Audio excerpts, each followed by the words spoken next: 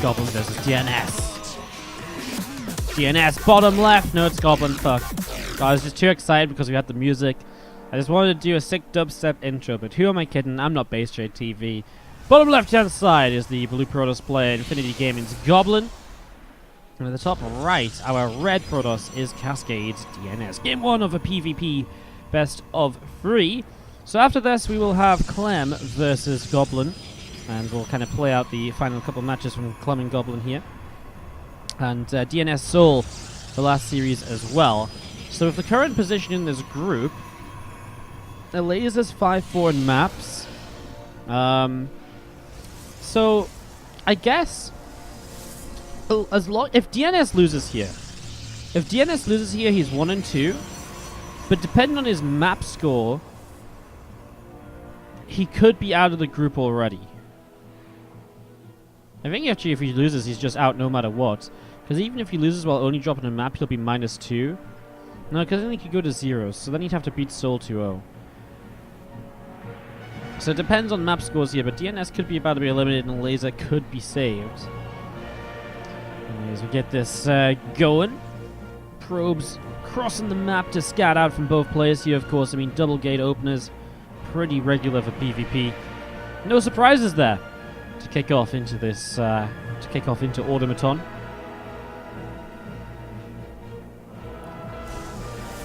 Probes coming down, moving out, getting going. As we see a Stalker and a Sentry on the way from DnS in the main base. And this probe of Goblin just going to be popping up into the main as well, also to have a little look to see just what's going on over here. So probe goes in towards the main, starts nibbling away at this some of these mineral patches.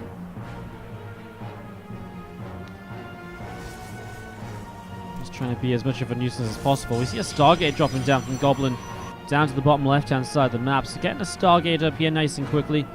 Interesting way to get going as we see a couple of Stalkers continue to be added on for DnS. So he'll have a lot more units on the ground to begin with. Goblin will really be focusing on the tech units, the air units, and going into those.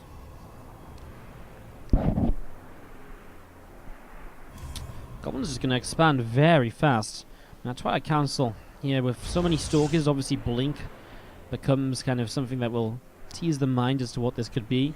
Hallucination comes in from Goblin. Walks to the center of the map to drop the hallucination. Give as much time as possible to scout around, I guess. But yeah, Twilight coming in. I mean, with the hallucination here, you can't go DTs because it'll just be seen way too quickly. So, yeah, probably just going to be Blink. And obviously Goblin will figure that out. So, good information for Goblin early on. I mean, the hallucination comes in also from DnS.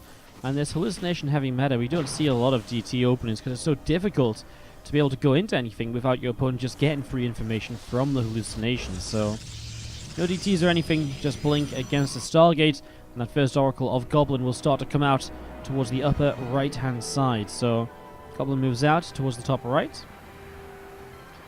And we'll be coming across here to see what pressure he can apply.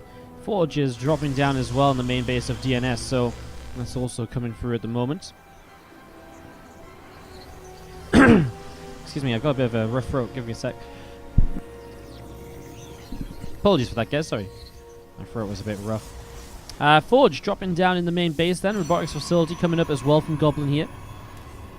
Oracle is about to pop out of the Stargate. As you see, the Stalker's getting a couple of shots onto the Oracle, really minimizing any damage from taking place so far. Goblin with a second Oracle obviously becomes a bit more potential in terms of what he can do. I mean, even if there's a shield battery here, 2 Oracles can one-shot a probe now, so a little bit more potential for damage, but obviously with the Stalkers up, it's becoming more and more dangerous for these Oracles to be poking around trying to get workers, because it's very likely they get blinked on top of and taken down very quickly too.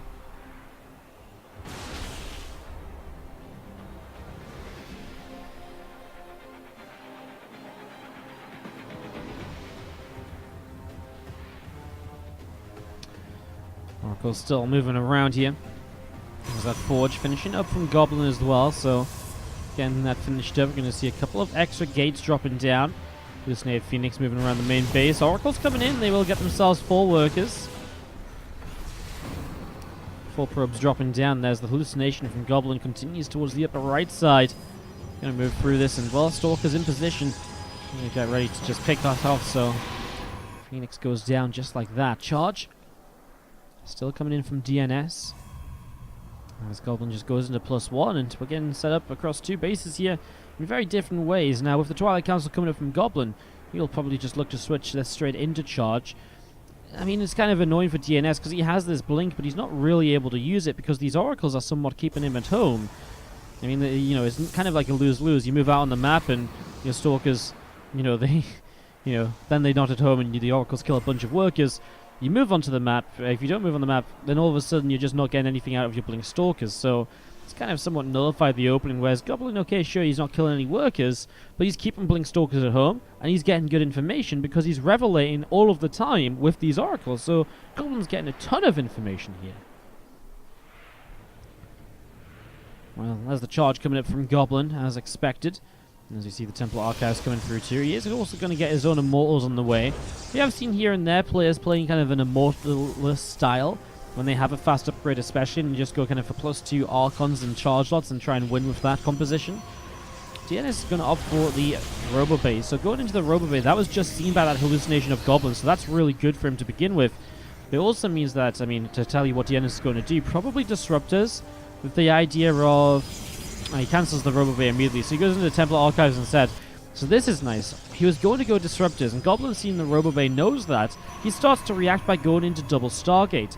Double Stargate and the Phoenix are great counter to the Disruptors because the Phoenix lift up the Disruptors, cancelling that Disruptor shot and stopping it from being eligible in the fight, basically. It basically makes the unit dead weight.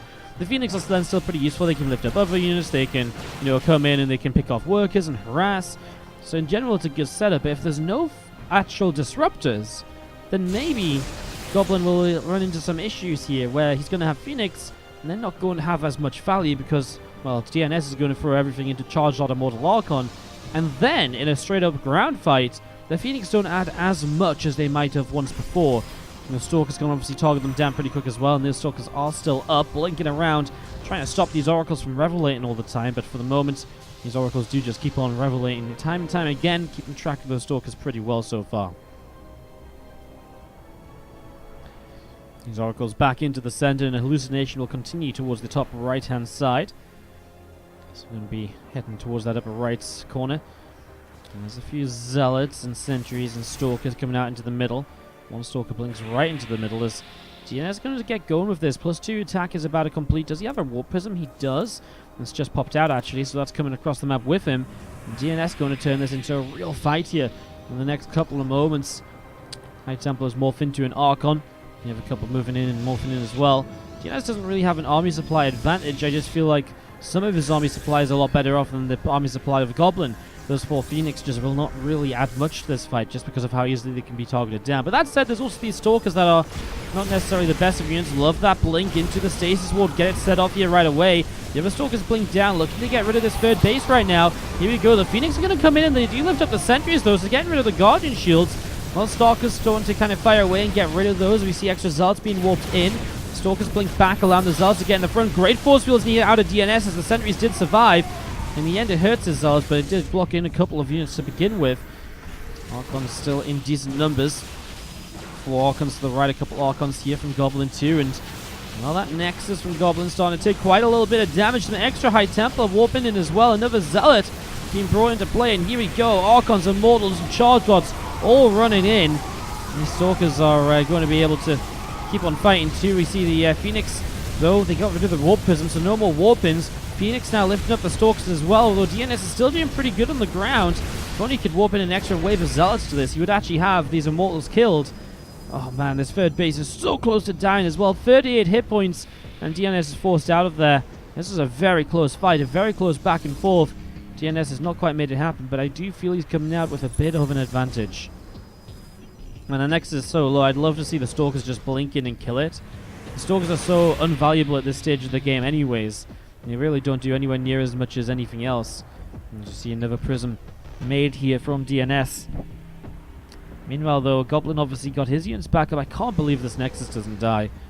Goblin keeps it alive with 40 hit points or less. Wow, I mean, I know I just said that, I'm just saying it again to try and make it sink into my mind, like how crazy that save is. It's really impressive. While Zealots and Archons out in the middle of the map, we see some Stalkers moving down to the south. Dark Shrine on the way up here from DnS as well. And an Immortal being chrono boosted out too. As you see Archons dropping into the main base. Phoenix taking some hits. Prism does get taken down. Then the Archons are just going to recall out ASAP.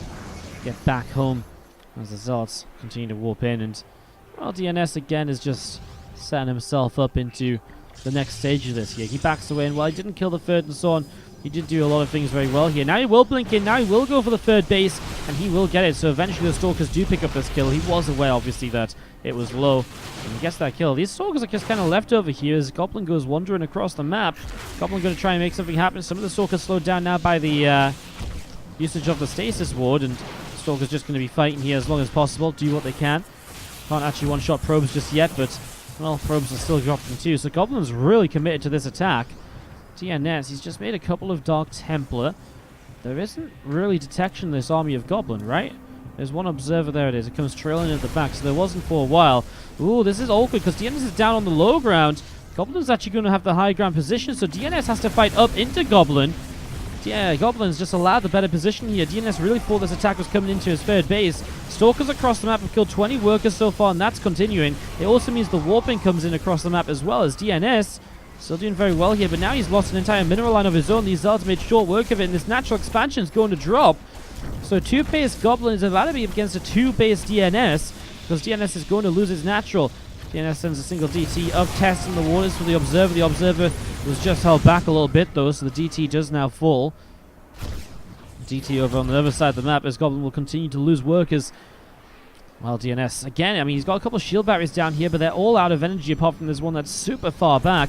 Zealots will continue up now into the main base where, I mean, DnS is actually going to lose a pylon power and 2 of his gateways. His Robo as well, empowered plus 3 attack, something he's been investing into, is now also going to be lost, as we still see Goblin just positioning, ready to push down and maybe try and take a fight.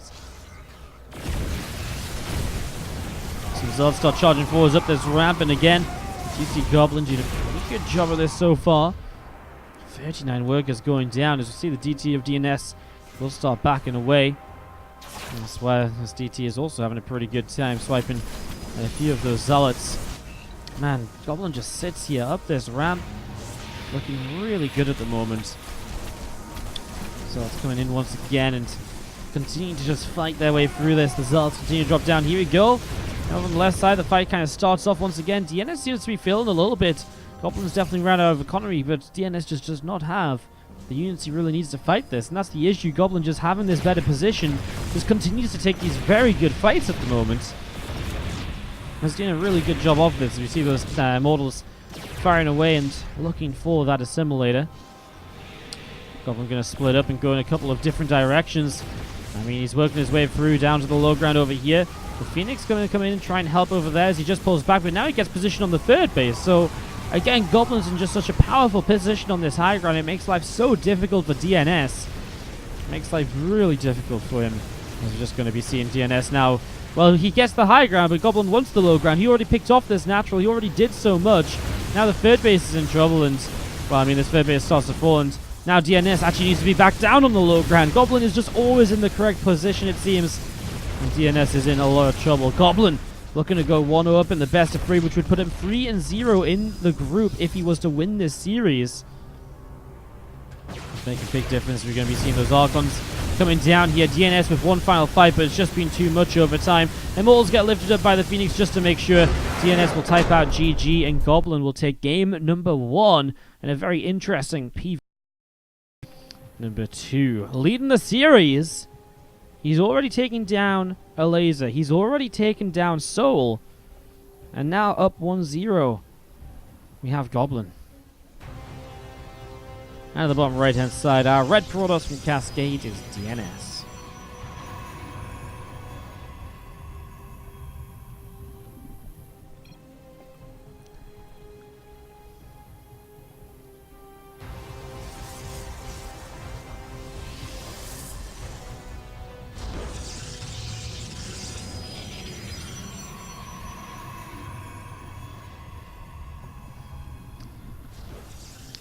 Okay, we're on the way up on either side. Assimilator dropping down, obviously expecting that 2-gate opening there to get going.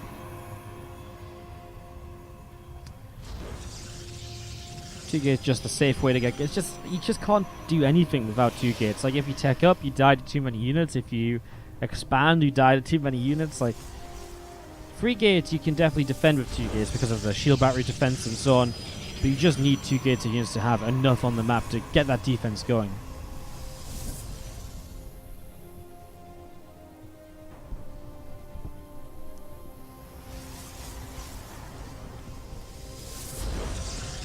Cyber call from both players here on Port Alexander. Again, after this, we just have a couple of series left for the night, guys. I'm surprised we're only, I guess we're 5 hours into the stream. We're doing pretty well. I was going to say, but only a couple of series left. I don't know. Tonight's kind of been passing pretty quickly. If you have been enjoying the games and the content, do consider dropping a follow on the channel if you haven't already. Following will allow you to see when we're going live in the future, casting more games of StarCraft 2. We cast StarCraft pretty much daily. Tomorrow we've got a double stream for you all, starting up at midday CET. That's midday European time. We are going to be going live with the Kung Fu Cup number 24. And then, in the evening, we are going to have the WardiTV Christmas Invitational qualifier number 1. So a double day of StarCraft for us all tomorrow. It's going to be a lot of fun. Friday is my day off, but Saturday and Sunday we're back with the 2018 has left the game. That's going to be the Korean server Group C and D. And then we'll have our full Korean server playoffs set up to go. So that's all coming up this for the rest of this week. So I'll hopefully see you guys there. Really looking forward to it all. Again, hopefully you guys feel the same. StarCraft, StarCraft, StarCraft. That's what we're all about. As we do see a Stargate coming up each side of the map. Goblin pretty quick to throw down the expansion. So is DnS. Builds are mirrored for the moment. But yeah, drop a follow. Obviously, if you're really enjoying the tournament and the matches, these matches are made possible because myself and TechTV put the money in to make this tournament happen. So if you're really enjoying, do consider supporting. Donations, subscriptions, and all of that helps us to put on more of these tournaments. Again, the more successful this tournament is, the more of these we will do, the more often we will do these. So if you like the games, if you're enjoying the action, do consider supporting. It always goes a long way. Phoenix coming out on each side of the map here, as we do see a second Stargate coming down. So we're going to go into full-on Phoenix versus Phoenix warfare. The hallucinations obviously allow both players to see that it's been Stargate on each side, so they both know what's going on. And DnS just going straight into the second Stargate, not wasting any time. That might slow him down on Phoenix production just slightly here. We'll see what Goblin wants to do. Goblin will also throw down a second Stargate, so it is going to be Stargate. So full-on Phoenix on Phoenix action. I mean, that's what happens most of the time. Sometimes, if you see it Stargate early enough, you can actually cut Phoenix production, add on a third gateway, and get very aggressive. And while your opponent adds a second Stargate, you can hit a timing that's very powerful. That's kind of win or do or die, but it does work out quite often. And it's pretty cool. We saw it the other day. So in this case, just going to be Stargate on second Stargate on second Stargate. Lots of Phoenix on lots of Phoenix. Wardy, what am I supposed to do on Friday? Just focus on my work? I mean, I wish I had something to give you, bro. I mean, I wish I had content for you. I wanted to take Friday evening off, but there's just nothing to cast through the day on Friday, so unfortunately, I've got nothing. Alright, well, this PvP will get very volatile very quickly. Hallucinations will cross the map once again, so players can keep up to date with what's going on. Again, they already have these sentries, so they may as well put them to use. If it's Phoenix on Phoenix, the force fields aren't really going to change all that much, are they? Currently, I mean, DnS was 1 Phoenix ahead, and he had that second Stargate just a bit faster, so DnS is just in a slight lead, but I mean, the problem is, by the time DnS gets across the map, Goblin also just has the same number, has the defender's advantage, right? So his next Phoenix is already out, and it already reinforces compared to DNS's, which has to fly all the way across. DnS is going to throw down a fleet beacon while we see a third Stargate from Goblin, so this is going to be interesting. If DnS gets up to the Anion Pulse Crystals and gives them Phoenix the extra range to outrange the Phoenix of Goblin, he should never lose a fight. But while he's investing into the Anion Pulse Crystals, Goblin with a third Stargate could get a Phoenix lead. And if he gets a Phoenix lead, then it could kind of spiral out of control before Anion Pulse Crystals is done. Those Phoenix all gathering up over in towards the main. A couple more Phoenix on the way up. As that Anion Pulse Crystal's getting started here. I mean, there's a few units on the ground. Goblin's going to start moving across, so Goblin wants to go for this. Did you see the fleet beacon? Is my question. He did not. So this is somewhat of a blind move out from Goblin, just feeling he can maybe get something done as he cranks out the Phoenix, maybe just assuming that DnS is doing things a little bit differently. And I mean, he is. He also takes an expansion, which Goblin will not. So that's money which DnS has put into something that will not help him defend this fight. So Goblin has an army supply lead. The Phoenix numbers are 13 on 11, slightly in favor of Goblin, and the first fight does start up just before Anion Pulse Crystals is 14 seconds away. Janus needs to win that fight in the sky so he can then come in and lift everything up with the Phoenix afterwards. Here we go, the Phoenix just gathering in. Anion Pulse Crystals is about to finish, but Goblin's already on top of the Phoenix, so now Anion Pulse Crystals doesn't make a difference. And so Goblin will just come on through here. And he had that Phoenix advantage, which very quickly goes out of control. And all of these Phoenix will be dropping. It doesn't matter what happens on the ground, because the Phoenix War is what really matters. To the point where, as every Phoenix goes down, Goblin will just take